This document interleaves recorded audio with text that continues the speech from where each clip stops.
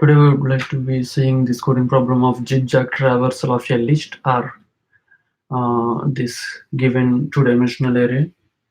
So this is the given input list, which contains is a list of lists, and this has to be zigzag traversed, and it will provide the answer. So what is zigzag traversal is? Um, so this is zigzag traversal. So starting from the first element, first row, first column, it goes to here, and again it rises, it comes this way, and again comes down until the first column, and again comes down, like goes here, so again comes down,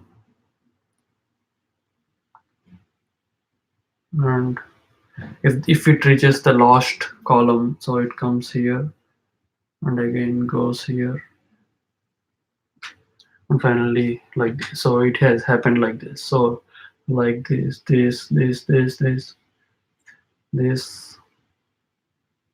again back, 7 8 9 10, come here, this. Okay, so this is the zigzag traversal. So how can we implement this zigzag traversal? And this is the final answer. So 0 1 2 3 4 5 6 7 8 9 10 9 10 11 12 13 14 15. So that is the zigzag traversal. So we need to calculate. So yeah, so how to approach this problem? This being a two-dimensional array, primarily we will see the logical implementation and time and space complexity and its actual implementation. So this being a two-dimensional array, and this starts from 0th row, 0th column. If you observe closely, what is happening here is there is going down and there is going up. These are the only two activities which are running here.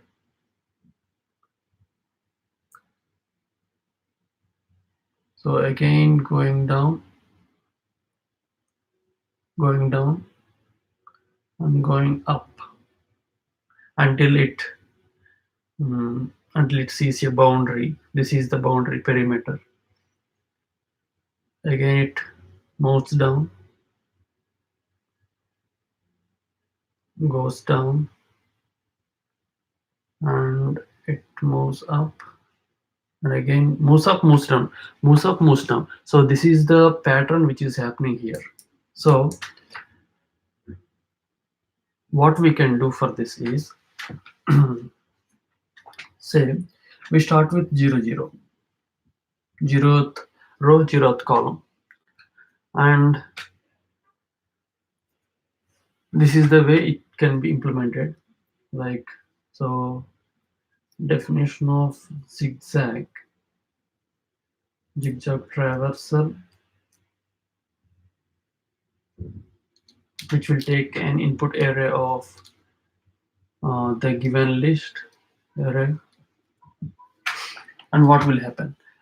So initially we need to create some list for this. Say for example, numbers list. I will create an empty list which I am going to append all these numbers while traversing.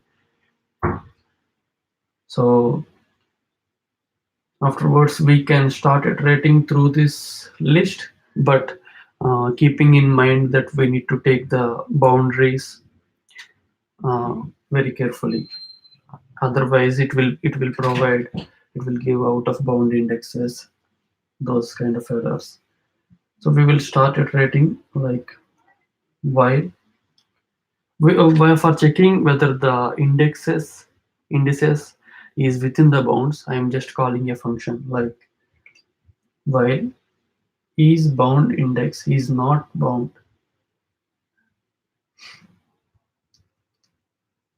is not bound, indexes or anything you can call indexes is not bound indexes. So if it became false,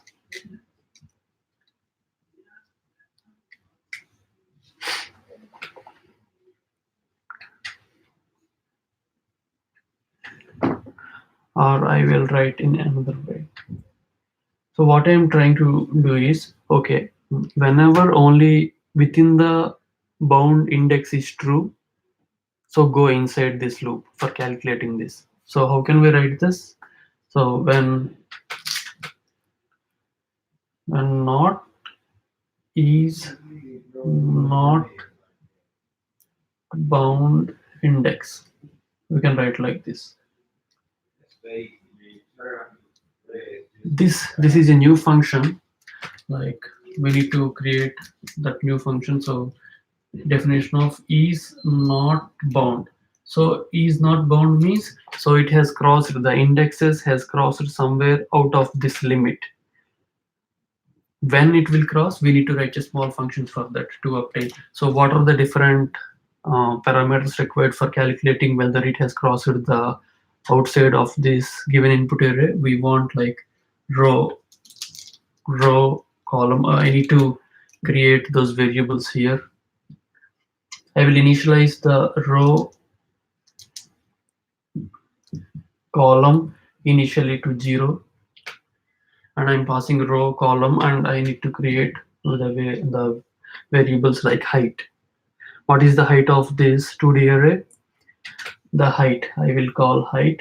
Height is basically the 0, 1, 2, 3, third index. Height is equal to length of the given input array minus 1. Length of array minus 1. And what is the width? What is the width? Width is equal to the same. So 0, 1, 2, 3. So what can be written? So that is the first element, last index length.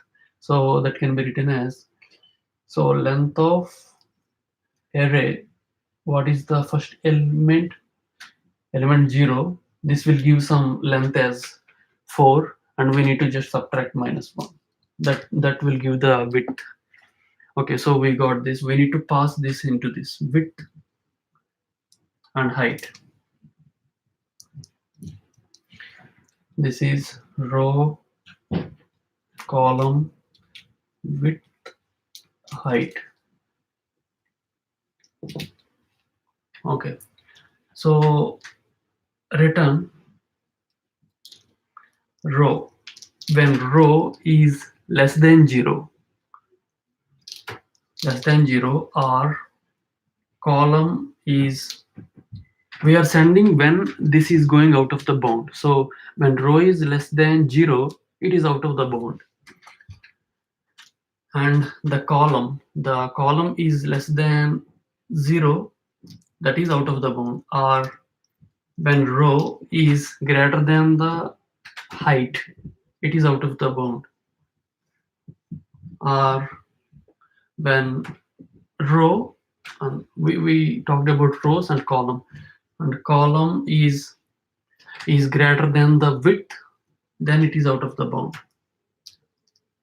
So these are the four small conditions that will make this out of the bound. So what we are calling, we are creating a while loop that this is out of the bound, but not, we are keeping not here. So we are trying to make it as, when it is not out of the bound, so we can proceed further into the actual calculations. What can we initially do? As we talked, there is some like just going down and going up. I'm going to create a variable like going down. Going down is equal to, initially this has to start with going down, so I am declaring true going down. This variable has to come here. So okay, so while iteration, so going down is equal to true if it is going down, So there are only two conditions here: if it is going down or if it is not going down. If it is going down true, then it will go inside. Then what we need to do, we need to check whether um, there are three possibilities here, like going down, this going down, or this is actually not this.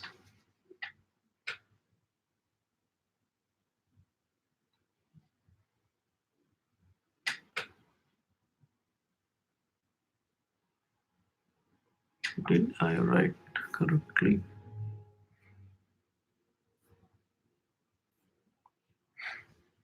Yes, this is correct. It is going down. So if it is going down, just check if it is touching this. So when we are talking about going down while moving towards down, we're talking, there is a limiting condition here. So if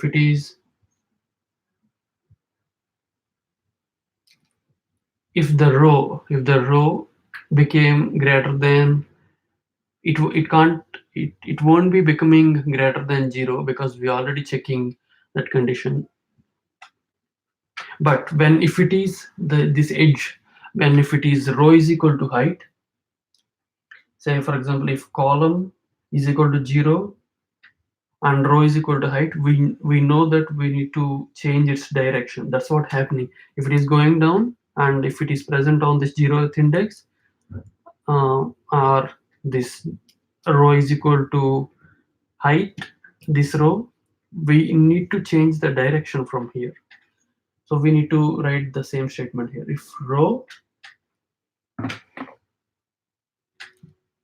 If the column is equal to the first column or the last row is equal to height, then what you need to do, there is some logic here. So if this is happening, if the row or column is on this point, and you need to mark the going down, then you can't go down. If it is present on this, if it is present on the row, you can't go down. So you need to change its direction by changing it to going down is equal to false.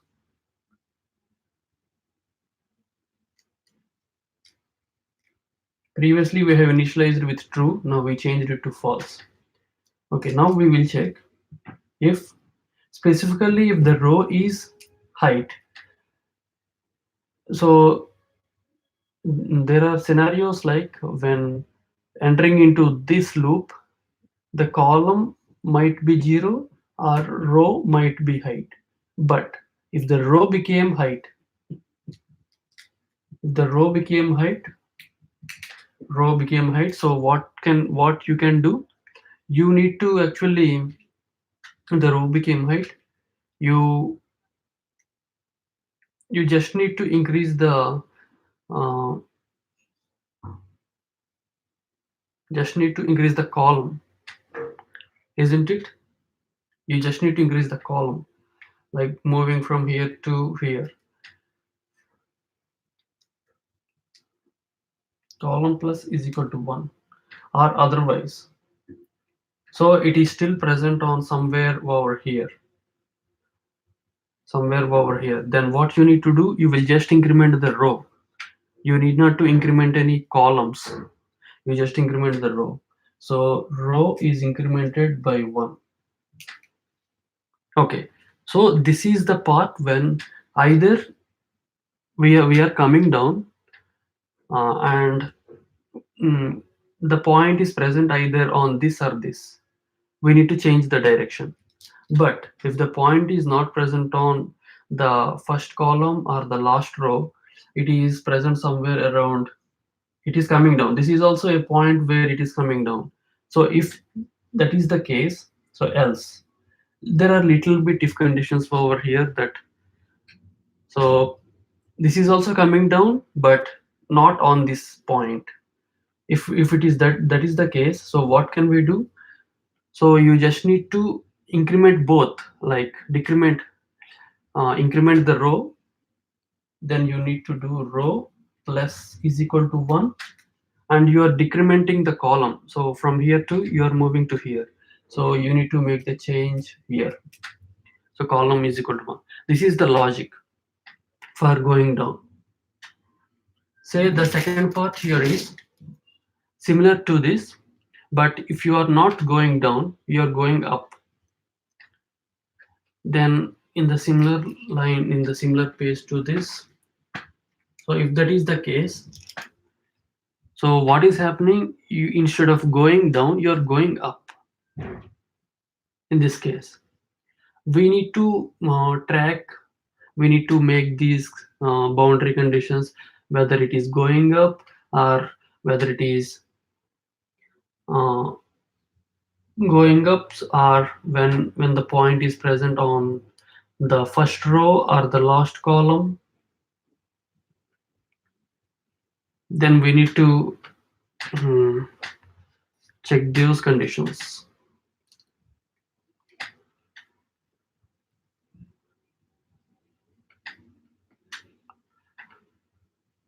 Going up, so if the column, if the row became equal to the 0, or the column became equal to the width we calculated here,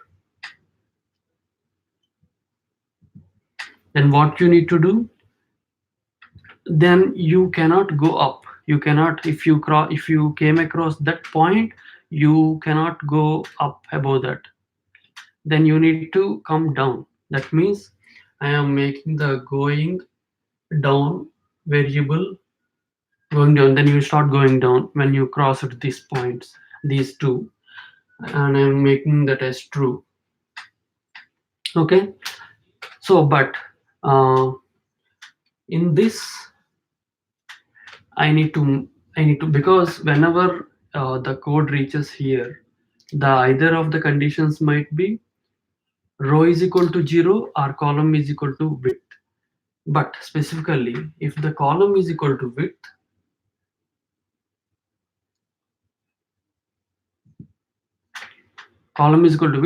what you will do, you will just uh, increment the row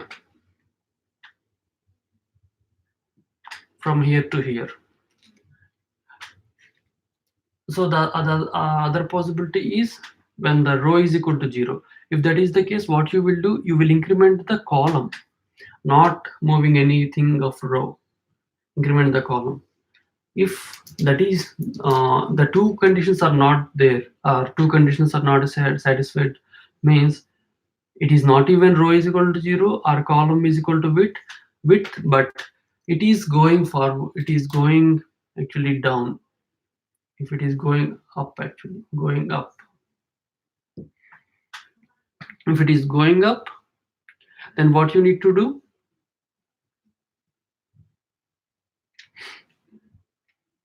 you need to uh, if it is going up, so you need to change both, like increment the row to the decrement the row by 1, and increment the column by 1. So I think there are little bit lot of number of if else loops here. So but this is the whole thing. So this is the outer while loop, and finally while completing the while loop, for each while loop it will check whether if it is going down or going up. And if it is, say for example, if it is going down, it will check whether if the point is present on any of these first column or last row, or if it is going up, if it is if the point is present on the first row or last column, then make the changes that make the changes, change the direction, and increment the rows and columns accordingly. Like if the column became width here, you increment the row. If the if the point is present on the first row, increment the column. If the both if the points are not even present here but still going up, that means there are points in the middle. The points we are talking about is in the middle. And yeah, by the way, finally we need to append this point actually. So we need to append to the number, that is the answer, number dot append a specific value, that is array of row, row and column. That is the value you need to append by which this array will be, this list will be built. And you can just finally return uh, at the same indentation of the while loop. So just return the number list, which will be the answer. So regarding the time and space complexities, this is iterating almost in a length of the given input length, input list. So it is of big O of n. On space complexity, we are building this number list. So it is of big O of n space complexity. I think that's it.